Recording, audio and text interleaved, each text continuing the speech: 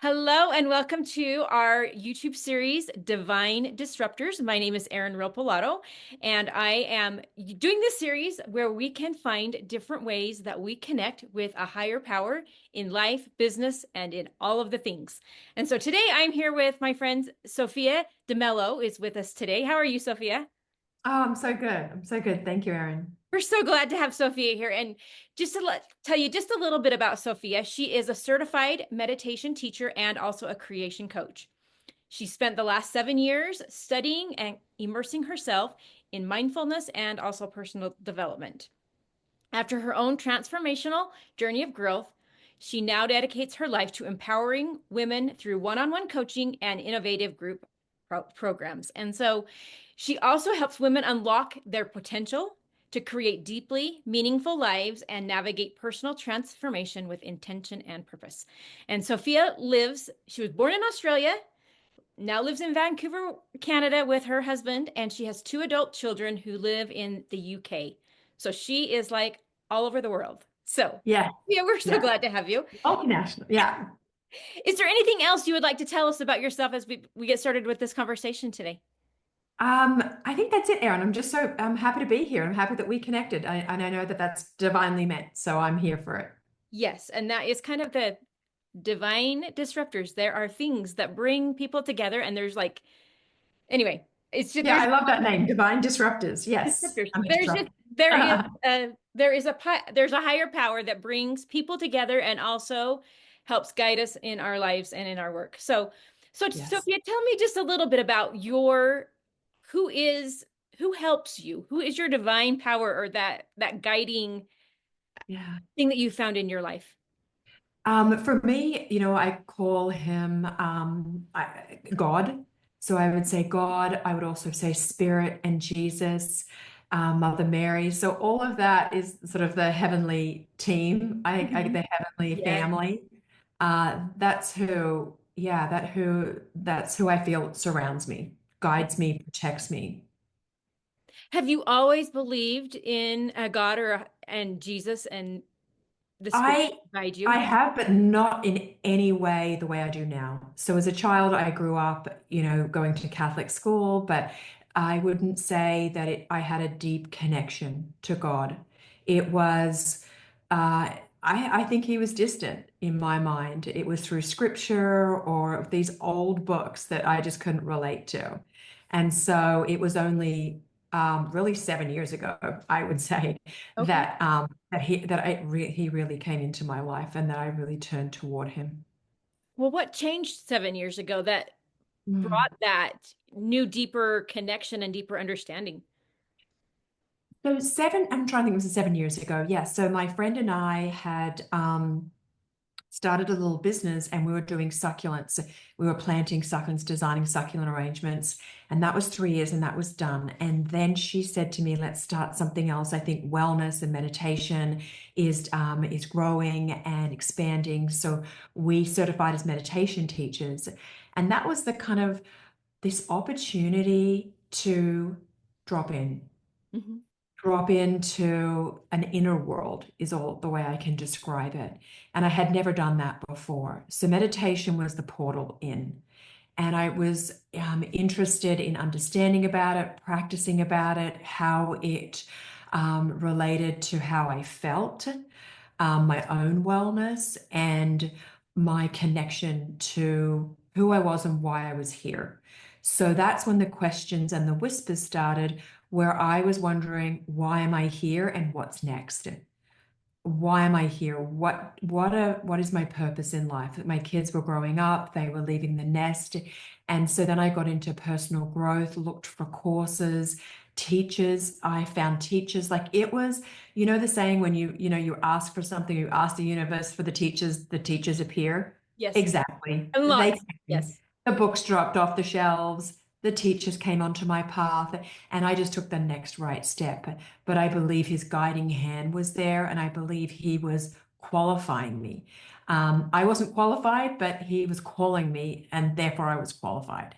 So Yeah. that was, and I didn't know why, but I kept on going. I kept following the breadcrumbs and listening to my heart. And then in 2020, which I guess is 5 years ago, that's when our daughter came home from university at the start of the pandemic, and she was not feeling well. And it was a time where you really couldn't go to the hospital, and it was so uncertain. And she was 19. I mean, she was a healthy child. There were no alarm bells, but she wasn't feeling herself. And so through testing and through seeing different doctors, she was diagnosed with vasculitis. And it's a rare condition. Hers is called Takayasu's arteritis. So it affects the major arteries in your body. For her, it's, or for any of us, it's our aorta. It is that, the main artery to the heart. So she was unwell. I mean, it was life-threatening. So she was put on some serious medications, and life as we knew it was before and after. You know that where it's before she was sick and then after she was sick, and your world changes, and you are on your knees in pain, despair, looking for answers, wondering why, wondering how to help. And that's when I really turned to God and I said, tell me what to do. Tell me how to get through this. Hold my hand, guide me, help her. Mhm. How can I be the strength for my daughter who is going through this? And I prayed, I journaled, I prayer journaled. That was really helpful. That was the way he could speak to me. And for me, it was this comfort that someone else was going to help us through it. And I don't have the scriptures um, memorized, but I do remember we took the advice of a doctor. It wasn't her doctor, but it was a friend. And we told him, and he later sent a text. And those three scripture readings that he sent us, I didn't know he was a man of faith, let alone a Catholic, and a busy doctor, a busy surgeon. And he took the time to write these three. And, the essence of it was that this disease was not going to define her, and that this wasn't something that we were fighting alone, that God would help us. Mhm. So I felt that was probably the first moment that I knew that, I'm sorry, that I knew that God was going to work through other people, Mhm. that He knew what we needed and He was going to be there, but it was going to be through people, through a helping hand. It was going to be through signs. Early on, I picked a lion because of its strength. Mhm. And I was asked to see lions before major appointments or procedures. And so I would look for them and I would find them. And then that gave me such comfort as well. So the hand of God I saw everywhere. And that got us through a 4 year intense period of trying to get her well. And through that, I then knew that the path was probably going to be helping other people. But how could I give back to God what He had given to me? Mhm. And I trusted that He would lead me, and He did. So I certified with the Creation Coach School, and that started to speak to me the whispers of maybe it's coaching, because I had never thought about that. And I didn't think that I could coach people. I hadn't really even thought about that. But then I trusted that I was co-creating with him, that it wasn't just me doing that I didn't have to take all the burden of helping other people, guiding other people, that he was going to be there with me. And so if I was open, if my heart was open, then I could do his work. And that's what I've done. Oh, I love that. And I just thinking about you and your story, you're talking about the surgeon that Yeah. reached out with exact scriptures that helped you at that moment in time. And you think Yeah. about if you think about him as like this earthly angel that's kind of coming and like giving you the support that you need, and now you have the opportunity to be that for someone else in that give Yes. take relationship that God inspires and directs, and he I don't know about you, but for me he tells me sometimes like you need to reach out to this person and do this little thing, and you're like going, why me? Why Yeah. me? And I have found the times that you act upon those feelings or those ideas that pop into your mind, that's exactly what that person needed, but they needed somebody here to do it because they needed that connection point. And so much. Exactly. You're spot on, Erin. Exactly. That's the way now I see God's hand. Like it's now like you can't unsee it now, Oh, yeah. because you're looking for it. And that's why I said yes to you. And like I didn't know what this series was about, but I'm like, sure. Sure. Because that's how open I am. Because if we're here to do his work and if we're here to help other people, because those people that I help are helping me too. Like it's such an Give and exchange. take relationship, right? Yeah. Yeah, like even this conversation is filling me up so much, and a filled up me then just goes to give to to my client, in an hour. So I see that reciprocity. Yes. And that is a thing that is beautiful when we can recognize those that bless us and then that gives us the energy to bless others. And then all that goodness comes from God saying, I can't be there, so can you be my hands and my speaker for me, my voice to share Yeah. the goodness and the light that's all there.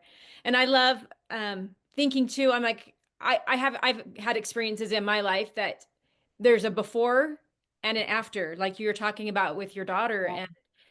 And that's kind of there's sometimes those spiritually defining moments that, that are defining that we recognize time according Yes. to those circumstances and those things that happen with us. And I just love thinking about seeing that hand of God in all of that. And so I want to explore just a little bit deeper. What have the experiences you've had taught you about God? Mm. That he is generous, that he is everywhere. He's omnipotent. He is love. Mhm. I mean, that's the one word. Like he is love and it's unconditional and he's merciful. And yeah, all those, and he's patient. Mhm. um, and all those beautiful qualities. I mean, he set his son down, and today is Ash Wednesday for us in Mhm. the Yes. Catholic faith. And so, it's a special day. We're going into Lent. It's a very special time of reflection.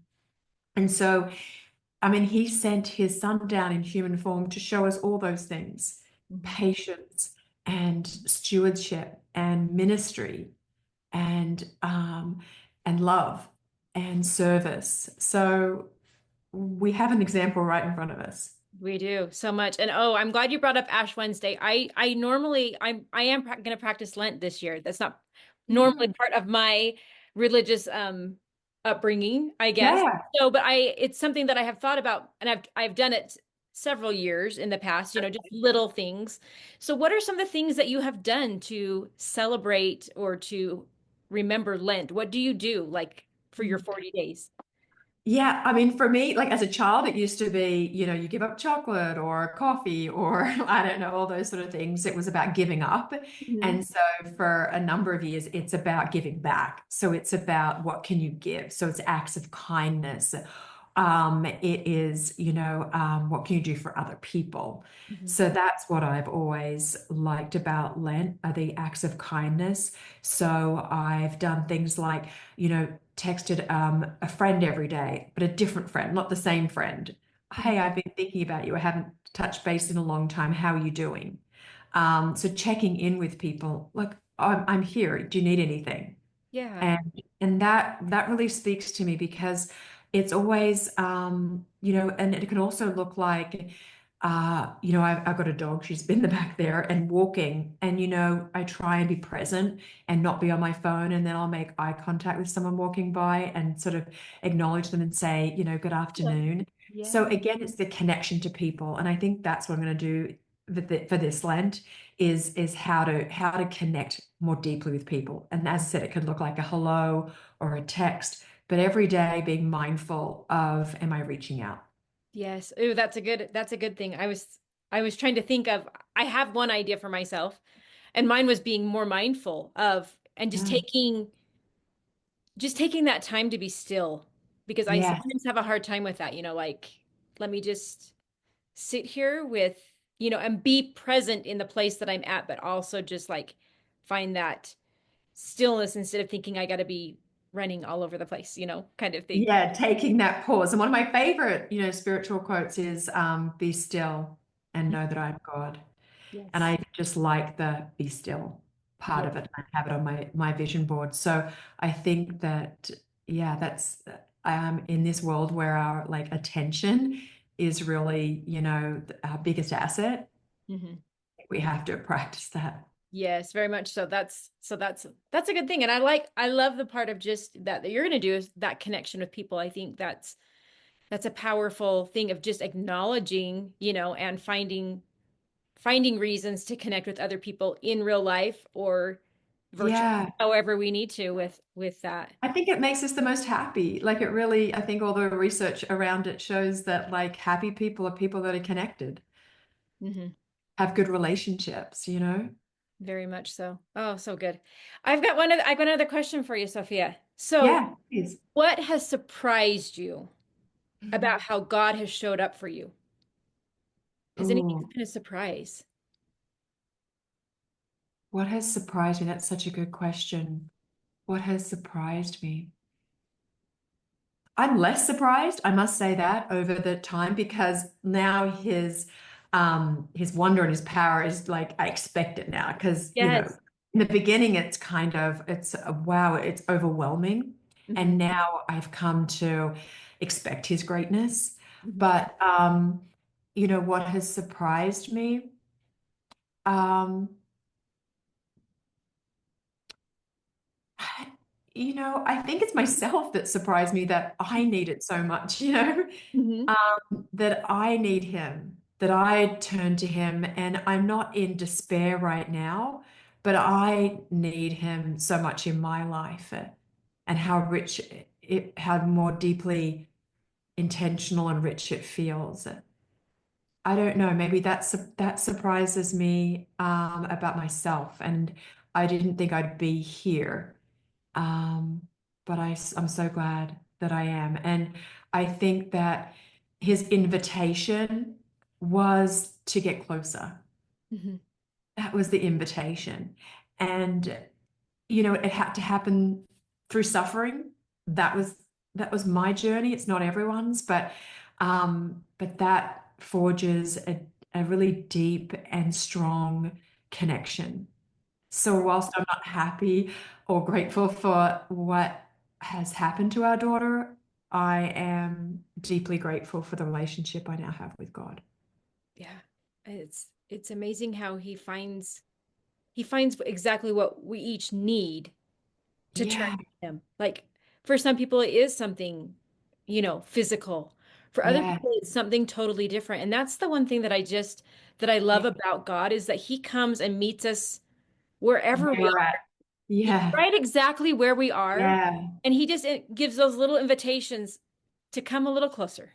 A yeah, little closer, whatever in whatever way that might be, and the thing is that I've realized in my life, I'm 51, and it's like he shows up for me differently than he does for my mom or for my sister that's just a year younger than me. Like we're really close yeah. in age. Like it's so, like I cannot compare That's my such a good relationship point. with Yeah, theirs. And yeah. That would be yeah, that would be what surprises me. That yeah, he can meet you where you're at. And how important that is because he knows what you need and that's how you can get closer to him. Um, yeah, it's just such a good point. I mean, I think about in the Bible the story of the woman taken in adultery, and Jesus Yeah, gets down in the dirt with her. yeah, That's where he meets her. He meets her down in the dirt, riding in the dirt, you know, yeah, and just invites her, you know, come and follow me. Like, I mean, it's just yeah, this little simple invitation, and but he gets down where she's at, not yeah, he's not standing there saying, "Hey, step up to me first before I can help you." yes. He gets down in the mud and the dirt and is not scared of that. And that's Yeah, and it's a great visual. Another thing I have on my vision board, I think it's my spirit board really, is a photograph.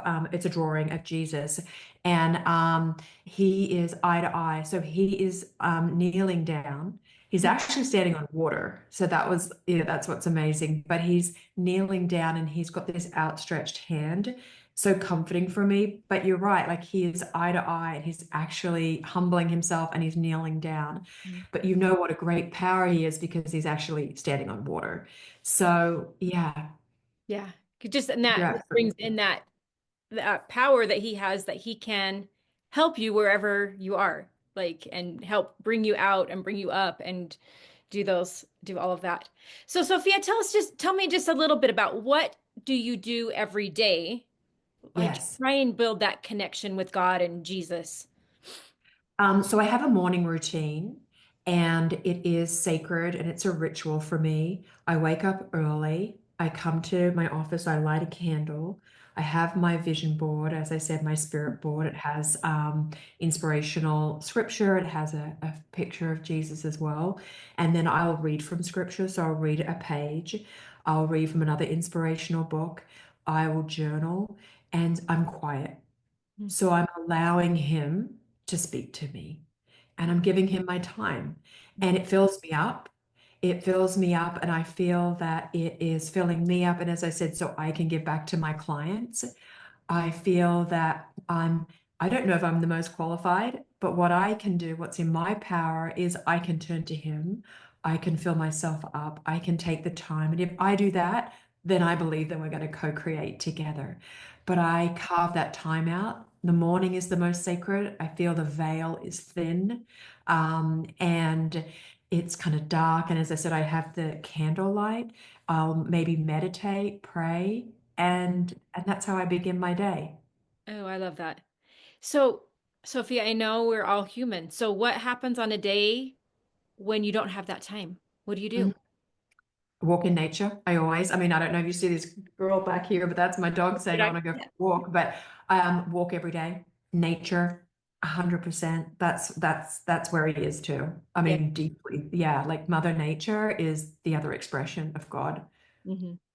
Oh, good. I love that. And I mean, just I think about my own spiritual life, mine looks different every single day. Yeah. I don't have a very set routine. I sometimes would like to have one, but right now in my stage of life, I haven't found one that works really, really good. And so some days it just looks different every day, and which Yeah, oh, I totally agree. I mean, last week I was looking after my daughter who was ill is. and it didn't look like that. It looked like, just taking a breath and looking at the beautiful sunset one night. It's in the moments. It really is. It's not in, a whole lot of time. It's in the stillness of a one moment. Yes. Oh, and I love Or the that. smile of one person or someone who holds open a door. Like that's how I see it all. Yes, and being oh, so good. And being grateful for those interactions and those moments. So, Yeah. and then you can see kind of God's hand in all those things. And that's what I Yeah. love in that. And that's what I And then love. I have to be God's hand too, right? Like we Yes. have to co-create. So then just as I'm holding that door open for somebody else. So I see my part in it. Very much so. Oh, so good. I have loved this conversation and just reminding us Too. that there is just so many ways that people find that connection with God or the higher power, the universe, whatever you might call Yeah. it, that there is a way that we are being guided, you know, Hmm.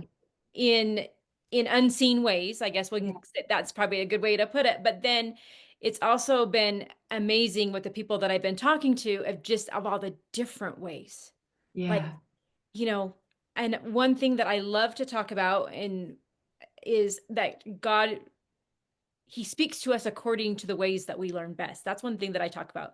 Yeah, that's true. And that he does speak to us in nature. He speaks to us when we're walking, when we're exercising, or when we're reading in his word, or we're reading an inspirational book, or in lots of different ways and through other people and through ways that we can do that in return. So Which is, yeah, and that makes so much sense. Like, why are we surprised that he couldn't do all of that? That he couldn't speak in all the tongues and all the languages, as well as all the languages of the way you learn. So I love thinking about that. Thank you for that. so much fun. So well, thank you again so much. Is there anything else you wanted to share before we close with this? Oh, I really enjoyed our conversation. I think that this is where he is too, in our conversation together. You have This has been like prayer time for me, just to reflect. So I'm grateful for that, and I'm grateful for now thinking about Lent. So you've helped me do that, Yeah. and I know that this is my life's work, and I'm really grateful for it. Yes. Oh, mine too. And I appreciate that. So thank you again so much for being with Yeah, us today, Sophia. We appreciate you, and we are excited to be sharing more conversations about ways that we are each guided and directed by a higher power than ourselves in all yeah. of our lives, in our businesses, and whatever we're doing. So thank you again, and we will see you next time for another conversation in here at in the Divine Disruptors YouTube.